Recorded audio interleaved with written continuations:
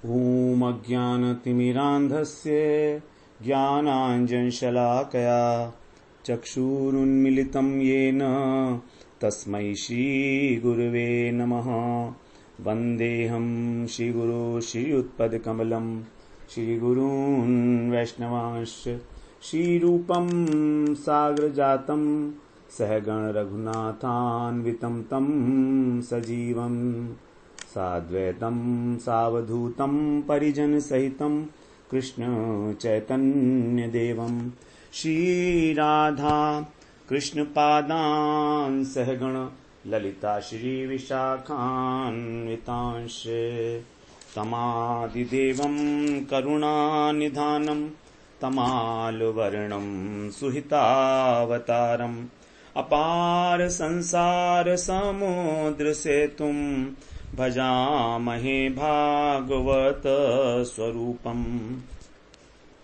हे देव हे दैत हे भुवनैक बंधो हे कृष्ण हे चपल हे करुणैक सिंधो हे नाथ हे रमण हे नयनाभिराम हा हा कदानुभवितासि पदं दृशोर्मे। श्री कृष्ण चैतन्य प्रभो नित्यानंद श्री अद्वैत गदाधर शिवसदि गौरभक्त वृंद।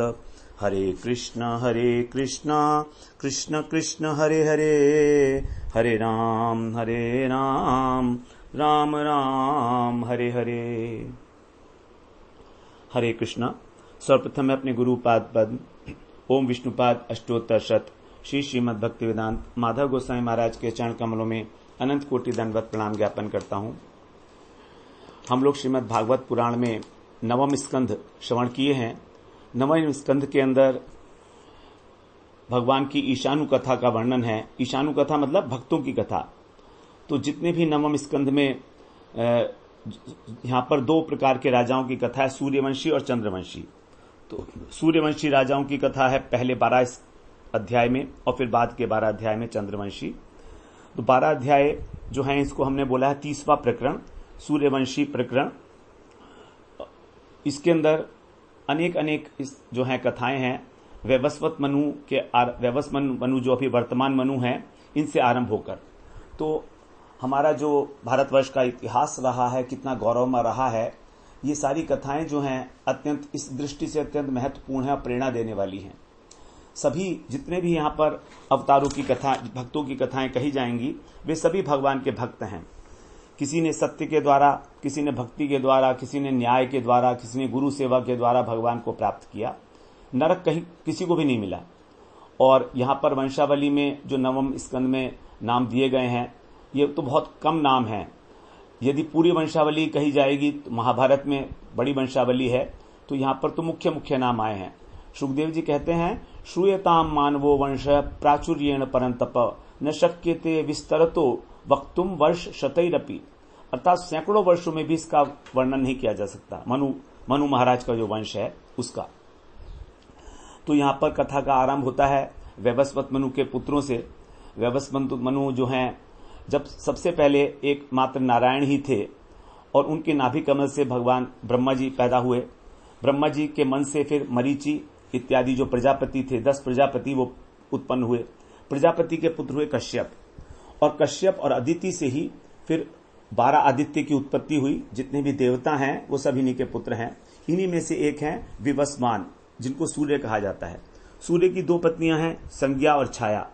तो संज्ञा से इनके श्राद्ध देव मनु हुए। श्राद्ध देव यम और यमी।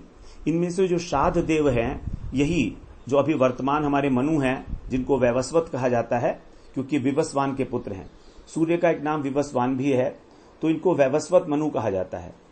अब ये श्राद्ध देव जो हैं, जो वर्तमान मनु हैं हमारे, ये संतानहीन थे। इनकी कोई संतान नहीं थी, इसलिए, और इनके मन में इच्छा थी, पुत्र की कामना थी, तो इन्होंने यज्ञ कराया संतान प्राप्ति के लिए। अब ये तो पुत्र चाहते थे, लेकिन इनकी जो पत्नी थी श्रद्धा, वे पुत्री चाहती थी। तो उन्होंने अपनी जो इच्छा थी, वो जो यज्ञ के अंदर होता होते हैं, होता का मतलब जो उसके अंदर आहुति डालते हैं उनको बता दिया और उनसे कह दिया कि आप ऐसे मंत्र का प्रयोग करना, ऐसे मंत्र से आहुति डालना कि मुझे बेटी हो जाए। अब वहां पर यहां जो है राजा की बात नहीं सुनी गई और रानी की बात सुनी गई। होता भी है, स्त्रियों की बात जो है ज्यादा सुनी जाती है। तो इसी प्रकार से आहुति जब डाली गई तो पुत्र के स्थान पर इला नाम की कन्या उत्पन्न हो गई। अब जब ये देखा मनु जी ने तो उनका मन प्रसन्न नहीं हुआ। उन्होंने कहा अपने गुरु जी से, वशिष्ठ जी से, कि ये तो वैदिक कर्म है, अब इसमें किस प्रकार से इसका विपरीत फल हो गया। तब वशिष्ठ जी ने ध्यान लगाया और समझ गए वो कि जो होता है उसने जो मंत्र है वो उलट दिया था, इसीलिए ऐसा हुआ। तो उसने कहा कि आपकी पत्नी ने ही होता से पुत्री की कामना हेतु प्रार्थना की थी और होता को विपरीत संकल्प करना पड़ा। तो होता ही मेन होता है जो आहुति डालता है। तो मनु जी ने प्रार्थना की वशिष्ठ जी से कि मेरे को तो पुत्र चाहिए। तो वशिष्ठ जी ने कहा ठीक है, कोई बात नहीं, हम भगवान की स्तुति करते हैं। तो उन्होंने भगवान की स्तुति की, भगवान प्रकट हुए, वशिष्ठ जी को उन्होंने मुंह मांगा वर दे दिया और जो इला थी पुत्री वही जो है पुत्र बन गई। उसका नाम रखा गया सुद्युम्न। अब यहां इस वृतांत से जो पति पत्नी है उनको ये शिक्षा अवश्य ही लेनी चाहिए कि कोई भी शुभ कर्म यदि किया जा रहा है तो दोनों की सहमति से हो, दोनों का एक ही संकल्प हो। यदि संकल्प अलग अलग हैं, मन के भाव अलग अलग हैं, तो फिर परिणाम अनुकूल नहीं होगा और हम परिवार के लिए भी ये जो है श्रेयस्कर नहीं होगा।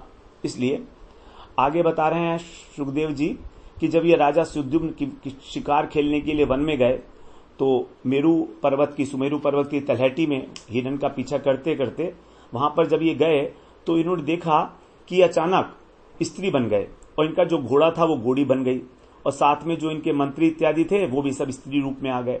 इस प्रकार सभी एक दूसरे का मुंह देखने लगे, ये क्या हो गया, बड़े उदास हो गए। तो इसका कारण था कि वो जो स्थान था वो शंकर जी ने इस प्रकार का ही उसमें कह रखा था कि जो भी पुरुष यहां प्रवेश करेगा वो स्त्री बन जाएगा।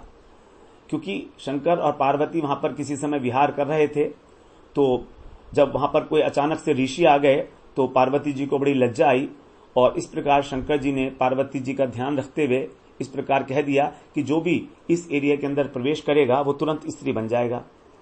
तो इस प्रकार से वो स्त्री बन गए। जब तो सुद्युम्न स्त्री हो गए और इधर उधर वन में विचरने लगे। क्या करें बेचारे, शर्म आ रही थी, राज्य में जा भी नहीं सकते हैं। तो चंद्रमा के जो पुत्र हैं बुध, उन्होंने जब देखा कि एक स्त्री, सुंदर स्त्री जो है विचरण कर रही है तो उनके आश्रम के पास ही, तो वो जो है उसके पास आए और जो सुद्युम्न स्त्री बने हुए थे उनकी भी इच्छा हो गई बुध को देखकर, वो भी आकर्षित हो गई उसकी ओर और इस प्रकार से दोनों ने विवाह करके पुरूरवा नाम का पुत्र उत्पन्न किया। थोड़ी समय बाद जब स्त्री बने हुए थे सुद्युम्न, उनको आत्मग्लानि होने लगी। तब उन्होंने अपने गुरु जी का, वशिष्ठ जी का स्मरण किया। वशिष्ठ जी का स्मरण करते कर किया जब, तो वशिष्ठ जी वहां पर प्रकट हुए और जब उन्होंने ये दशा देखी अपने शिष्य की, सुद्युम्न की, कि ये तो स्त्री बन गया है, उनको बड़ी कृपा हुई, उनको बड़ी दया आई, उनके ऊपर बड़ी पीड़ा हुई, कष्ट हुआ कि ये क्या हो गया। तब समझ गए वशिष्ठ जी कि शिव जी का जो है, शिव जी की वजह से कारण ही ये इस प्रकार से हुआ है। तो उन्होंने शिव जी की आराधना की। शिव जी की आराधना करके उनको प्रसन्न किया और शिव जी ने प्रसन्न होकर कहा, देखो वशिष्ठ, ये जो तुम्हारा यजमान है 1 महीने तक पुरुष रहेगा और 1 महीने तक स्त्री। इस प्रकार मेरी बात भी रह जाएगी और तुम्हारी बात भी रहेगी। इस प्रकार से सुद्युम्न जो है राज्य में जाकर राज्य का शासन करने लगे, लेकिन उनकी जो प्रजा थी वो उनका सम्मान नहीं करती थी। तो इस प्रकार से उनके 3 पुत्र हुए, उत्कल, गय और विमल, 3 पुत्र हुए।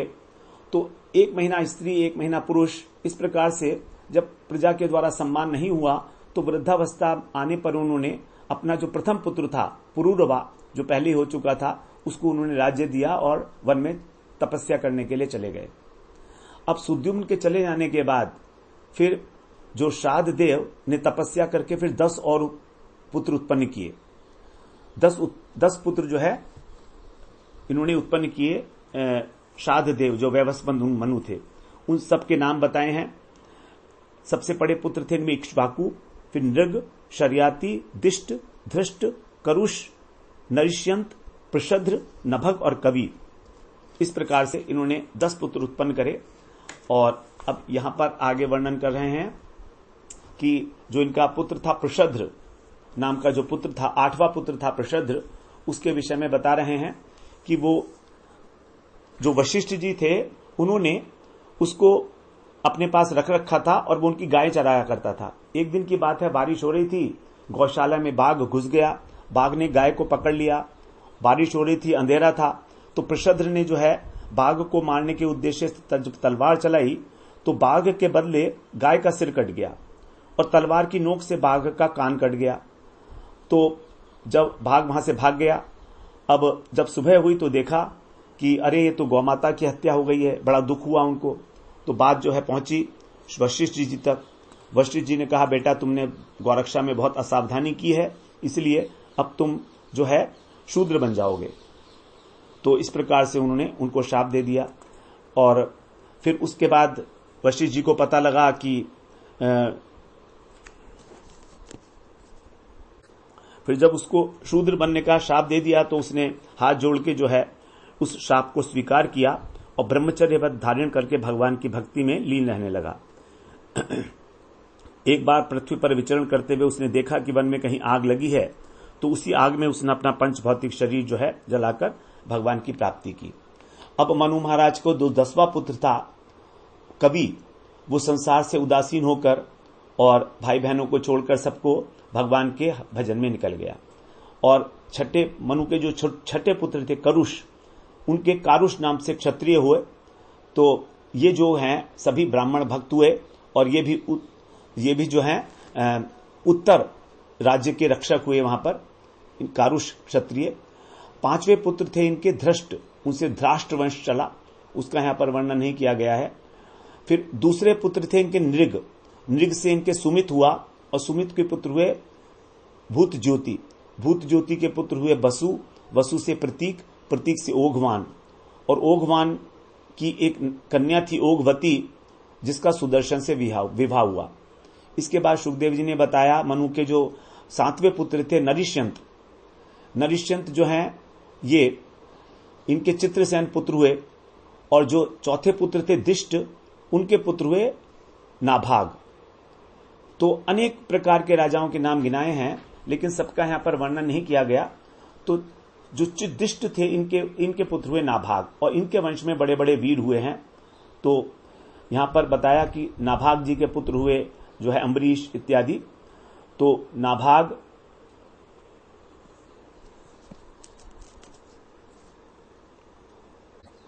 तो एक दूसरे भी नाभाग हैं, उनके विषय में यहां पर नहीं बात की जा रही है, ये दूसरे हैं। तो ये जो दिष्ट के पुत्र हैं नाभाग, ये अलग हैं, और एक दूसरे नाभाग हैं, उसके विषय में आगे बताएंगे। वो नभग के पुत्र थे, जो मनु महाराज के पुत्र थे नभग। तो अब ये जो नाभाग हैं दिष्ट के पुत्र, इनका वंश आगे बताया कि नाभाग के जो पुत्र हुए भलनंदन हुए, फिर वत्स, प्रीति, प्रांशु, प्रमिति, खनित्र, करंधम, अविक्षित, मरुत। ये मरुत जो है बड़े चक्रवर्ती राजा थे। और अंगिरा के पुत्र संवर्तक ऋषि से जो है भरा भागी यज्ञ कराया इन्होंने। फिर दम, राज्यवर्धन, सुधृति, नर, केवल, बंधुमान, वेगवान, बंधु, राजा तृणबिंदु, ये आदर्श गुणों के भंडार थे सब तृणबिंदु जो थे। और इनके जो है अलम्बुषा से कई पुत्र हुए और इनके कन्या उत्पन्न हुई इडविडा।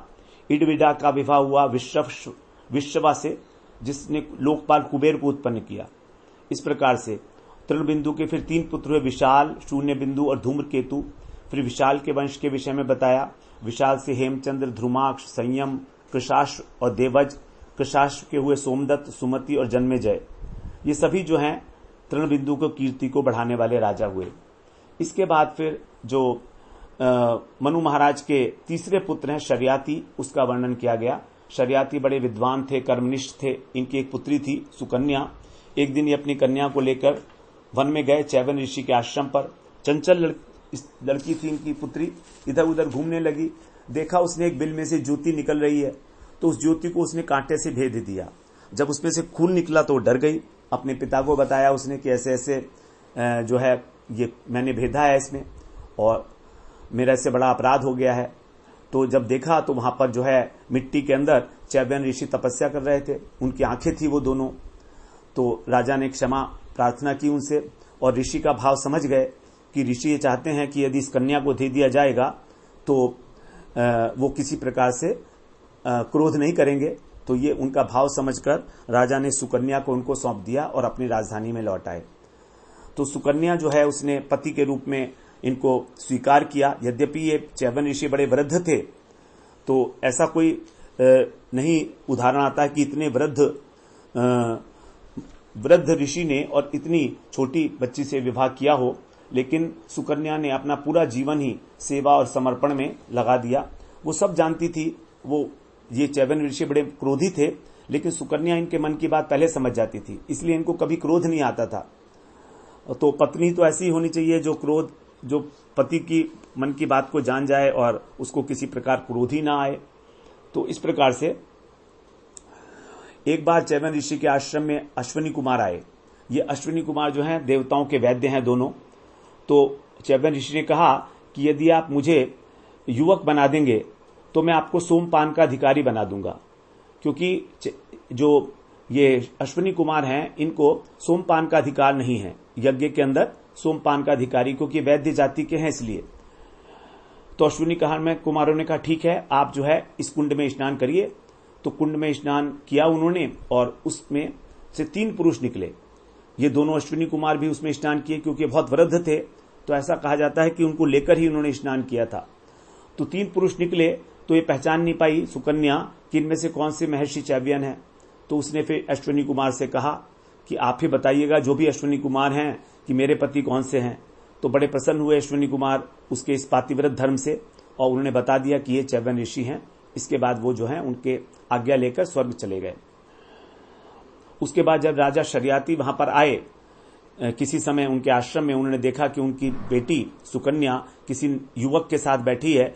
तो जब सुकन्या ने प्रणाम किया तो उन्हें बड़ा क्रोध आया कि तुमने जो वृद्ध महर्षि च्यवन थे उनको धोखा दे दिया और इस युवक के साथ बैठी हो, तुमने हमको, अपने पिता और पति दोनों के वंश को नरकगामी बना दिया है।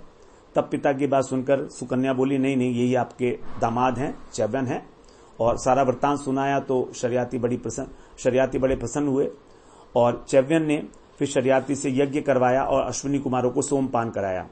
जब सोमपान कराया तो इंद्र जो है शर्याती को मारने के लिए वज्र उठाकर आए, और महर्षि च्यवन तो अपने योग सिद्धि से उन्होंने इंद्र की भुजा को ही स्तंभित कर दिया। तब फिर समझ गए इंद्र कि ये बड़े पावरफुल हैं, योगी हैं। तो अब देवताओं ने अश्विनी कुमार को अधिकारी स्वीकार कर लिया। इस प्रकार से शर्याती के फिर 3 पुत्र हुए, उत्तान, बरही, आनर्त और भूरिशेन। आनर्त के पुत्र हुए रेवत। रेवत ने समुद्र में कुश स्थली बनाई। इनके 100 पुत्र थे, बड़े थे ककुदमी की कन्या थी रेवती जी। ये अपनी बड़ी ऊंची थी साइज में। तो कन्या को लेकर योग्य वर पूछने के लिए ब्रह्मलोक में गए। इन्होंने कहा कि आपने मेरी कन्या इतनी ऊंची बना दी, इसके लिए योग्य कोई वर ही नहीं है। तो जब ब्रह्मा जी के वहां पर संगीत का उत्सव चल रहा था, तो ब्रह्मा जी व्यस्त थे, एक क्षण लग गया उनको वहां वेट किया।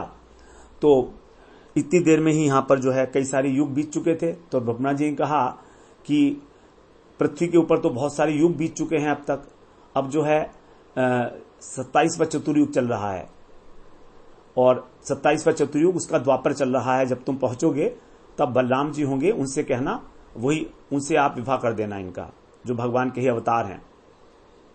जब पहुंचे ककुदमी जी तो देखा बलराम जी थे। बलराम जी ने देखा ये तो बहुत ऊंची हैं, तो उन्होंने अपने हल से उनको अपने साइज का बनाकर उनसे विवाह कर लिया इस प्रकार से। और ककुदमी जो है वो तपस्या करने के लिए बद्रिकाश्रम में चले गए। अब मनु महाराज के पुत्र जो हैं नभग, उनके पुत्र हुए नाभाग। उनका यहां पर अब वर्णन किया जा रहा है। तो 90 पुत्र थे वैवस्वत मनु के, नभग, और नभग के पुत्र हुए नाभाग, और नाभाग के पुत्र हुए अम्बरीश। तो जो नाभाग थे ये ब्रह्मचर्य का पालन करने के लिए वन में चले गए थे। जब लौट कर आए तो अपने भाइयों से पूछा इन्होंने कि मेरे हिस्से में तुमने क्या रखा है, क्योंकि उन्होंने आपस में बंटवारा कर लिया था। तो भाई बोले कि हम अपने पिताजी को ही आपको दे रहे हैं। तो जब नाभाग ने अपने पिताजी को ये बताया तो उन्होंने कहा कि देखो ये जो कह रहे हैं ये ठीक बात नहीं है, और तुम ऐसा करो कि जो अंगिरस ब्राह्मण हैं वो एक यज्ञ कर रहे हैं, अंगिरस गोत्र के ब्राह्मण, तो छठे दिन वो अपने कर्म में कुछ अशुद्धि करते हैं। तो मैं तुमको कुछ 2 सूक्त उनकी जो अशुद्धि है वो ठीक कर देना। तो उससे क्या होगा कि उनका यज्ञ ठीक प्रकार संपन्न हो जाएगा और वो स्वर्ग जा पाएंगे और वो बचा हुआ धन तुमको दे देंगे प्रसन्न होकर तुमसे। नाभाग ने इसी प्रकार से किया। जब वो स्वर्ग जाने लगे तो उन्होंने अपना सारा धन जो है यज्ञ का नाभाग को दे दिया। अब नाभाग जब वो धन बटोर रहे थे तो उत्तर दिशा से काला पुरुष आया। उसने कहा, यज्ञ भूमि का जो बचा हुआ धन है वो तो मेरा होता है, तुम कैसे ले जा रहे हो? तो उस पुरुष ने, नाभाग ने कहा कि ये तो मैंने ऋषियों ने मुझे दिया है। तो उस पुरुष ने कहा कि तुम अपने पिता से न्याय करा लो कि यज्ञ भूमि में जो बचा हुआ धन होता है वो किसका होता है। क्योंकि फिर पिता के पास गए तो पिता ने कहा कि देखो, दक्ष प्रजापति के यज्ञ में ये निर्णय किया गया था कि यज्ञ भूमि का जो भी बचा होगा धन वो रुद्र का होगा, शिव जी का। तो नाभाग लौटकर फिर उस पुरुष को नमस्कार किए और बोला कि हे भगवान, ये धन आपका ही है, मैं गलत था, क्षमा करें। तो वो तो साक्षात रुद्र थे। उन्होंने कहा, ठीक है, तुमने और तुम्हारे पिताजी ने बिल्कुल सत्य कहा है, इसलिए ये धन तुम अब ले सकते हो और मैं तुमको आत्मज्ञान भी देता हूं। तो इस प्रकार से उन्होंने उनको आत्मज्ञान का उपदेश दिया शिव जी ने नाभाग जी को। अब इन नाभाग जी के पुत्र हुए अम्बरीश। तो ये नाभाग जी की कथा से हमको पता लगता है कि पितृभक्ति के विषय में, क्योंकि वृद्ध पिता को जो है आजकल बच्चे सब छोड़ ही देते हैं, भार समझते हैं, उनकी उपेक्षा करते हैं। यहां तक कि माता पिता को वृद्धाश्रम में अपनी वृद्धावस्था गुजारनी पड़ती है। जबकि मनुस्मृति में कहा गया है कि वृद्धों की सेवा करने की बड़ी महत्व है। अभिवादनशीलस्य नित्यम वृद्धोपसेविनः चत्वारि तस्य वर्धन्ते आयुर्विद्या यशोबलम। जो प्रतिदिन अभिवादन करते हैं बड़ों का, उनकी 4 चीजें बढ़ती हैं, आयु, विद्या, यश और बल। अब इस प्रकार फिर नाभाग जी के पुत्र हुए अम्बरीश महाराज। तो अम्बरीश महाराज को जो चरित्र है वो बड़ा इंपॉर्टेंट है। अम्बरीश महाराज की कहानी जो बताते हैं कि ये धर्म और नीति जो है इनके जीवन में देखी जाती है। तो अम्बरीश महाराज जी जो है नाभाग के ही पुत्र हैं, जो अपने पुत्र के लिए उन्होंने धन संपत्ति भले ही ना छोड़ा हो, लेकिन संस्कार तो दिए ही थे, क्योंकि उन्होंने भी अपने पिता की सेवा की थी। इस प्रकार से तो अम्बरीश महाराज बड़े धर्मात्मा और नीतिज्ञ राजा थे। बताया कि ये सप्तद्वीपा पृथ्वी के एकमात्र राजा थे, लेकिन राज्य के प्रति कोई आसक्ति नहीं थी इनकी। कृष्ण से अत्यंत प्रेम था इनको। सारी संपत्ति को मिट्टी के ढेले के समान समझते थे और स्वयं भगवान के चरण कमलों में अपने मन को लगाकर, वाणी को भगवान के नामोच्चारण में लगाकर, हाथों को भगवान के मंदिर मार्जन में लगाकर और सदा भगवान के धाम की परिक्रमा करना, उनको सिर झुकाकर प्रणाम करना। तो सभी जो है कार्य भगवान की प्रसन्नता के लिए क्या करते थे। और इनके समान ही इनकी जो प्रजा थी वो भी भक्ति परायण थी। यहां तक कि उनको स्वर्ग की कामना भी नहीं थी। अम्बरीश के महाराज में कोई स्वर्ग नहीं जाना चाहता था, क्योंकि राज्य के अंदर ही स्वर्गीय आनंद प्राप्त हो रहा था। तो इस प्रकार से ऐसे राजा, जैसे राजा होते हैं वैसे प्रजा, यथा राजा यथा प्रजा। तो अम्बरीश महाराज के प्रसंग में फिर आगे वर्णन आता है कि एक बार 1 वर्ष के लिए इन्होंने अपनी पत्नी के साथ मथुरा में एकादशी व्रत का अनुष्ठान किया। तो व्रत जब पूरा हो रहा था तो उसके बाद जो है पारण किया जाता है। तो पारण से पहले ब्राह्मणों को भोजन कराना चाहते थे। तो कार्तिक मास में इन्होंने फिर व्रत की समाप्ति होने पर 3 रात तक उपवास किया इस कार्तिक एकादशी व्रत के लिए, और स्नान करके फिर भगवान की अर्चना कर ही रहे थे। तभी उनमें सब दान भी दिया वहां पर उन्होंने ब्राह्मणों को 60,000 गौएं इत्यादि का। तभी जो है दुर्वासा जी आ गए वहां पर। अब दुर्वासा जी से इन्होंने भोजन का आग्रह किया। दुर्वासा जी ने कहा कि मैं अभी यमुना स्नान करके आता हूं, तब भोजन करेंगे। अब वहां पर ब्रह्म का ध्यान करने लगे दुर्वासा जी, और समय लग गया। और यहां पर अब द्वादशी जो है केवल 1 घड़ी रह गई थी। तो महाराज अम्बरीश जो हैं उन्होंने निर्णय लिया शास्त्रों के अनुसार कि जल पीकर जो है इस व्रत की रक्षा की जाए, व्रत को पारण कर लिया जाए, क्योंकि जल का पीना और भोजन भी नहीं कहलाएगा और उससे एकादशी भी पूर्ण हो जाएगी। क्योंकि यदि पारण समय पर ना किया जाए तो एकादशी का फल नहीं मिलता। अब जब दुर्वासा जी आए और जाना उन्होंने कि एकादशी अम्बरीश जी ने पारण कर लिया है, तो क्रोध से कांपने लगे। क्रोध में भरकर अपनी जटा उखाड़ी, कृत्या को प्रकट किया कृत्या हाथ में तलवार लेकर अम्बरीश जी को मारने के लिए आगे बढ़ी। लेकिन महाराज अम्बरीश बिल्कुल डरे नहीं और ना ही उन्होंने प्रार्थना की दुर्वासा जी से कि मुझे बचा लीजिए। तो क्यों? क्योंकि अम्बरीश महाराज को तो मालूम था कि मैं भगवान के शरणागत हूं और भगवान ने सुदर्शन चक्र को इनके राज्य की रक्षा के लिए नियुक्त कर रखा था। राज्य में कोई भी उपद्रव होगा, कुछ भी होगा तो सुदर्शन उसको हैंडल करेंगे। उसी सुदर्शन ने फिर कृत्या को जलाकर भस्म कर दिया और उसके बाद सुदर्शन जो है वो दुर्वासा जी के पीछे दौड़ना लगा। दुर्वासा जी भागे क्योंकि उनका शरीर अभिमान है, जबकि अम्बरीश महाराज भक्त हैं, उनको देह का अभिमान नहीं है। वो अपने शरीर की रक्षा करना नहीं चाहते हैं क्योंकि वो तो समझते हैं ये शरीर मेरा नहीं है, भगवान का है। इस प्रकार जब देखा उन्होंने तो सबसे पहले ब्रह्मा जी के पास गए दुर्वासा ऋषि। ब्रह्मा जी ने कहा कि भाई हम तो कुछ नहीं कर सकते हैं, हम तो आज्ञाकारी हैं, भगवान के वश में हैं। शंकर जी के पास गए, शंकर जी भी इसी प्रकार बोले कि हम तो रक्षा नहीं कर पाएंगे आपकी। लेकिन फिर शंकर जी ने उनको सलाह दी कि आप जो है विष्णु के पास जाओ, उन्हीं का चक्र है ये। तो गए, वैकुंठ में गए भगवान की शरण में। भगवान ने कहा देखो हम भी आपकी रक्षा कैसे करें, आपने हमारे भक्त का अपराध किया है, तो हमारे भक्त का आपने अपराध किया है तो मैं भी जो है भक्तों के पराधीन हूं, मैं तनिक भी स्वतंत्र नहीं हूं क्योंकि मेरे भोले भाले सरल भक्तों ने मुझे अपने वश में कर रखा है और मैं उनका कभी त्याग नहीं कर सकता। तो जैसे मेरे भक्त केवल मुझे ही चाहते हैं वैसे ही मैं भी अपने भक्तों को ही चाहता हूं। इसलिए आप जो है उन्हीं अम्बरीश महाराज के पास जाओ, वे ही आपका कल्याण करेंगे। इस प्रकार जो है भागते भागते ये दौड़े दौड़े अम्बरीश महाराज के पास आए, उनके चरणों में गिर गए। महाराज अत्यंत लज्जित हुए अम्बरीश महाराज कि देखो एक ब्राह्मण है ये और सन्यासी हैं और एक मैं क्षत्रिय वंशी गृहस्थ व्यक्ति हूं, मेरे चरणों में पड़े हैं। ये देखा तो उन्होंने स्तुति की सुदर्शन जी की, 9 श्लोकों में स्तुति की है उन्होंने कि आप भगवान के बहुत प्रिय हैं, आपको नमस्कार है, इन देवता की रक्षा कीजिए, आप मर्यादा के रक्षक हैं, आपकी गति मन के समान तेज है। इस प्रकार यदि मैंने कुछ भी दान किया हो, यज्ञ किया हो, धर्म का पालन किया हो और यदि हमारे वंश के लोग आपको ही अपना आराध्य मानते हो तो दुर्वासा जी की जलन को दूर करिए। इस प्रकार जब कहा उन्होंने तो शांत हो गए सुदर्शन जी और दुर्वासा जी का जो ताप था वो नष्ट हो गया। तब दुर्वासा जी ने प्रसन्न होकर उनको बड़े आशीर्वाद दिए।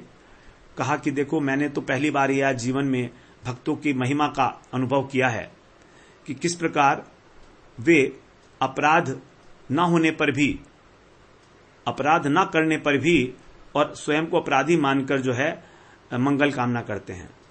तो भगवान के भक्तों के लिए ही यह संभव है कि वो जो है अपने अपराधियों के लिए भी मंगल कामना करें। अम्बरीश महाराज का हृदय सुख कृपा से परिपूर्ण है ही, तो उन्होंने कहा कि आपने मेरे प्राणों की रक्षा की है, मैं स्वयं को बड़ा अनुग्रहित अनुभव कर रहा हूं। तब राजा ने जो है उनसे भोजन कराया उनको, क्योंकि राजा ने भी 1 वर्ष तक भोजन नहीं किया था।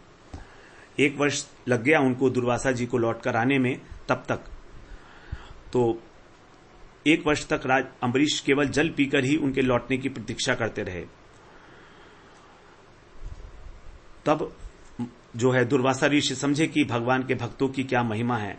तो दुर्वासा ऋषि यहां पर स्वयं एक उपहास का पात्र बनकर और भगवान और भगवान के भक्तों की महिमा और एकादशी की महिमा प्रकाशित कर रहे हैं, ऐसा कहा जाता है।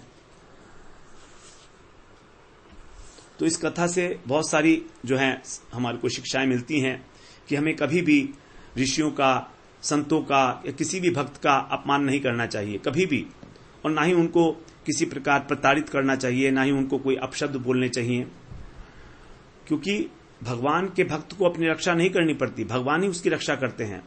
और भगवान रक्षा करते हैं तो भगवान ही जो है उनके जो अपराधी है उसको दंड भी देंगे। तो भगवान जो है उनके भक्तों की कभी भी, ये सबसे बड़ी जो अवज्ञा है यही मानी जाती है, वैष्णव निंदा, जो 10 नामापराध में सबसे पहला अपराध है जिसके कारण हमारी भक्ति आगे नहीं बढ़ती है, यह वैष्णव निंदा। हम लोग बिना जाने ही साधु का अपमान कर देते हैं। 6 प्रकार से वैष्णव अपराध बताए गए हैं। उसका क्रोध करना, उनको द्वेष करना, उनका अभिनंदन न करना और उनको उनके आने पर प्रसन्न न होना, उनके ऊपर जो है हाथ उठाना, किसी प्रकार से क्रोध करना, ये सब अपराध हैं, बहुत बड़े बड़े अपराध हैं। चाहे हम मन से करें, चाहे वाणी से, चाहे शरीर से, सब अपराध हैं ये। तो इससे हमारी भक्ति जो है वो स्थगित हो जाती है। इस प्रकार से एकादशी की महिमा भी यहां पर बताई गई और भक्तों की महिमा विशेष रूप से यहां पर बताई गई कि भगवान किस प्रकार जो है अपने भक्तों के वश में रहते हैं। अंत में जो अम्बरीश महाराज थे वे भी अपने पुत्र को राज पाठ देकर और तपस्या करने के लिए वन में चले गए और भगवान में अपने मन को स्थिर करके और संसार से मुक्त हो गए। अम्बरीश महाराज के 3 पुत्र थे, विरूप, केतुमान और शंभु। विरूप से पृषदश्व और उसके पुत्र रथिथर की उत्पत्ति हुई। रथिथर संतानहीन था, तो अंगिरा ऋषि से प्रार्थना करने पर फिर ब्रह्म तेज से उसके कई पुत्र हुए, उसका नाम अंगिरस कहलाए। और अब इक्ष्वाकु जी के वंश का वर्णन किया जा रहा है 6 अध्याय से आगे। कहते हैं एक बार मनु जी को छींक आई थी, तो उनके नासिका से एक पुरुष प्रकट हुआ था, उसी का नाम रखा गया इक्ष्वाकु। यद्यपि पहले हम लोगों ने श्रवण किया कि मनु महाराज के 10 पुत्र थे, इक्ष्वाकु उसमें सबसे बड़े थे, श्रद्धा से उत्पन्न हुए थे। तो वहां पर साधारण रूप से कह दिया गया था कि श्रद्धा जी हैं वो सबकी माता हैं, लेकिन इक्ष्वाकु जो हैं वो नासिका से ही उत्पन्न हुए थे, इसलिए उनका नाम इक्ष्वाकु है। तो विशेष रूप से यहां पर यह बात बताई गई है। और इन इक्ष्वाकु के 100 पुत्र हुए। इसमें से सबसे 3 जो थे बड़े थे, विकुक्षी, निमि और दंडक। तो यहां पर विकुक्षी जो हैं उनके विषय में आगे चर्चा की जाएगी और निमि का और दंडक का आगे वर्णन किया जाएगा। तो निमि जो हैं इनके पुत्र का नाम हुआ पुरंजय। इन्होंने दैत्यों की, देवताओं की सहायता की थी और राक्षसों की जो पुरी थी वो देवताओं को लाकर दे दी थी, इसलिए जय कर लिया था, इसलिए इनका नाम हुआ पुरंजय। इन पुरंजय से पहले जो है विकुक्षी की कथा बताई गई। एक बार इक्ष्वाकु ने विकुक्षी को वन में भेजा मांस लाने के लिए, जिससे कि यज्ञ किया जा सके, श्राद्ध किया जा सके, क्योंकि उस समय श्राद्ध के अंदर पशुओं की बलि जो है चढ़ाई जाती थी। तो विकुक्षी ने वन में जाकर अनेक पशुओं को मारा और थके थे, वो भूखे थे, वो भूल गए ये कि मैं ये मांस जो है ले जा रहा हूं श्राद्ध के काम के लिए। तो एक खरगोश का मांस उन्होंने खा लिया। जब वो मांस श्राद्ध के लिए आया तो महर्षि वशिष्ठ जो है समझ गए कि उच्चिष्ट है। जब इक्ष्वाकु को यह पता लगा कि उनके पुत्र ने जो है इसमें से कुछ ले लिया है, उसका उच्चिष्ट है ये, तो उसको अपने राज्य से बाहर निकाल दिया, विकुक्षी को। और इसीलिए खरगोश को खाने के कारण उनका नाम हो गया शशाद, क्योंकि खरगोश का एक नाम है शशक, तो शशक को खाने के कारण उनका नाम हो गया शशाद। अब इक्ष्वाकु ने बाद में जो है जब अपना शरीर छोड़ दिया तो फिर शशद अपने राज्य में वापस लौट कर आ गए। ये इक्ष्वाकु वही हैं जिनको भगवान ने जो है, मनु ने अपना उपदेश दिया था कर्मयोग का। भगवान ने गीता में कहा है कि सबसे पहले मैंने कर्मयोग का उपदेश दिया सूर्य को, सूर्य ने अपने पुत्र दिया मनु को, और मनु ने दिया उसको इक्ष्वाकु को। तो ये भागवत में जो है कथा, भागवत में गीता में इस प्रकार की बात आई हुई है। इन्हीं के पुत्र हुए थे पुरंजय। तो इसी पुरंजय के 2 नाम और भी थे, इंद्रवाहा और ककुत्स। तो इंद्रवाहा के विषय में बताया है कि जब सतयुग में एक बार देवताओं और दानवों का संग्राम हुआ तो देवता लोग जो है पराजित हो गए दानवों से। तब इन देवताओं ने पुरंजन से सहायता के लिए कहा, क्योंकि इनके पास जो है भगवान विष्णु की शक्ति थी। तो इसलिए अब इन्होंने कहा, शर्त लगा दी कि यदि इंद्र मेरा वाहन बनेंगे तब हम आपकी सहायता करेंगे। तो इंद्र तो है वाहन बनना नहीं चाहते थे, क्योंकि वो तो स्वर्ग के राजा हैं, लेकिन भगवान विष्णु ने कहा कि नहीं, आप वाहन बन जाओ तभी ये काम हो पाएगा, वरना होगा नहीं। तो इसीलिए जो इंद्र थे वो वृषभ बन गए, बैल बन गए। अब पुरंजय उस बैल के ऊपर बैठकर, उस बैल पर नहीं, उस बैल का जो ककुद होता है, जो ऊंचा सा भाग होता है, उसके ऊपर बैठकर वो है उन्होंने दैत्यों को पराजित किया। तो इसलिए इनका नाम हो गया ककुत्स, ककुत पर बैठने के कारण। और इंद्र इनका वाहन बना, इसलिए इनका नाम हो गया इंद्रवाहा। अर्थात जिस वाहन के ऊपर जो इंद्र इनका वाहन बना, जिस वाहन पर इन्होंने जो है सवारी की, तो इसलिए इनका नाम हो गया इंद्रवाह, इंद्र को वाहन बनाने वाले। तो इनके दो नाम हो गए इस प्रकार से, ककुत्स, इंद्रवाह और पुरंजय। पुरंजय इसलिए हुआ क्योंकि इन्होंने दैत्यों की पूरी पर जय प्राप्त कर ली थी। अब इनके पुत्रों के विषय में बताया जा रहा है कि पुरंजय के पुत्र हुए अनेना, अनेना के पुत्र हुए पृथु, पृथु के हुए विश्वरंधी, फिर चंद्र, फिर युवनाश्व, उनके शावस्त, फिर बृहदश्व और फिर कुवलयाश्व। कुवलयाश्व जो है इन्होंने धुंधु नामक दैत्य का वध किया, इसलिए इनका नाम पड़ गया धुंधुमार। और इनके भी 21,000 पुत्र थे, लेकिन उनमें से केवल 3 बचे। बाकी पुत्र जो हैं दैत्यों, धुंधु दैत्य के मुख से जो आग निकली उसमें जलकर भस्म हो गए। तो इनके जो 3 पुत्र थे उनमें से धृतराष्ट्र, कपिलाष्ट्र और भद्राष्ट्र। इसमें से धृतराष्ट्र जो हैं वो उनके पुत्र हुए फिर हर्यश्व, बर्हाश्व, कृशाश्व और सेंजित। सेंजित के पुत्र हुए युवनाश्व। ये जो युवनाश्व थे इनके 100 रानियां थी, संतान थी नहीं, इसलिए वन में चले गए। जब वन में गए तो वहां पर ऋषि थे, उन्होंने देखा कि दया आ गई इनके ऊपर, पुत्रेष्टि यज्ञ कराया। तो इन्होंने पुत्र उत्पन्न करने के लिए एक मंत्र जल को अभिमंत्रित करके रख दिया, और रात को रख दिया, और सुबह को उन्होंने सोचा कि रानी को दे देंगे। रात को राजा को प्यास लगी तो राजा ही उस मंत्र को, उस जल को पी गया। सुबह जागने पर जब पता लगा कि अरे ये तो राजा ने पी लिया है, तो ऋषियों ने कहा ठीक है, अब जैसा भी है भगवान की यही इच्छा होगी, तो जो हो रहा है वो ठीक ही है, क्योंकि भगवान की इच्छा तो सर्वोपरि है। जो कुछ भी होता है मनुष्य तो केवल यंत्र मात्र है।